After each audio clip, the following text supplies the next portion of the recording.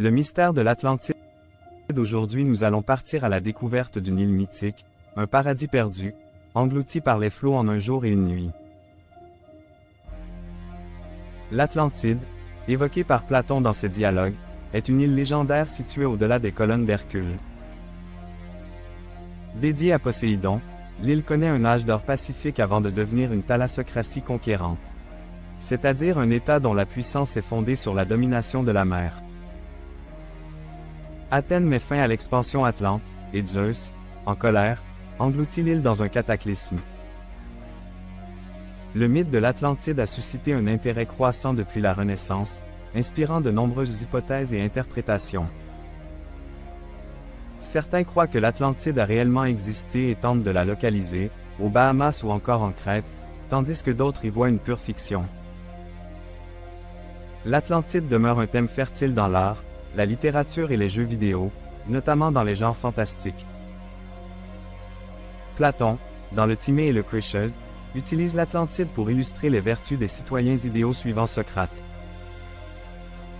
Il confronte deux images de la cité, Athènes, vouée à la justice, et Atlantis, à la démesure. Poséidon reçoit l'île d'Atlantis et s'unit avec Cléto, une mortelle, engendrant 5 lignées de jumeaux masculins. L'île est divisée en 10 royaumes, chacun gouverné par un des descendants de Poséidon. Les Atlantes, justes et vertueux, connaissent un âge d'or et édifient une cité idéale. Mais progressivement, ils deviennent expansionnistes et multiplient les invasions. Athènes met fin à cette expansion et libère les peuples soumis, tandis que Zeus punit les Atlantes en engloutissant l'île.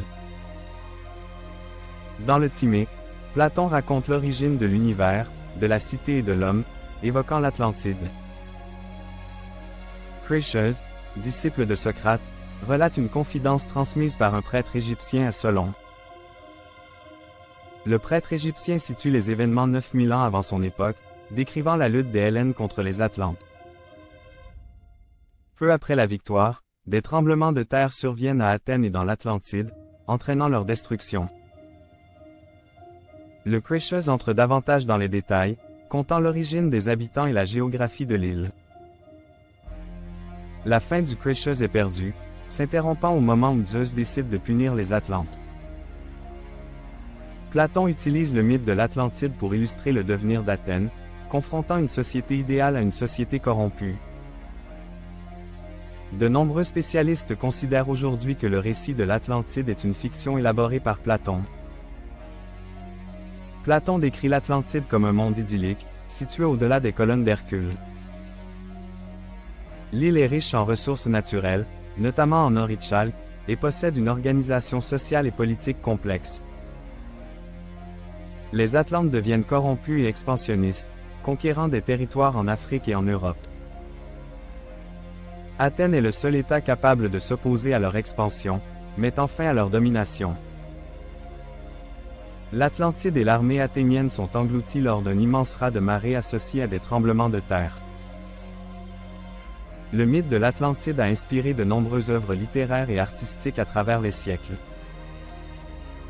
Des chercheurs continuent d'explorer diverses hypothèses pour localiser l'Atlantide, malgré les doutes sur son existence réelle. L'Atlantide est souvent associée à des civilisations perdues et des âges d'or dans l'imaginaire collectif. Le mystère de l'Atlantide continue de fasciner et d'inspirer, alimentant les rêves et les spéculations. Merci d'avoir regardé cette vidéo. Si vous l'avez appréciée, abonnez-vous et activez la cloche pour ne manquer aucun de nos prochains sujets.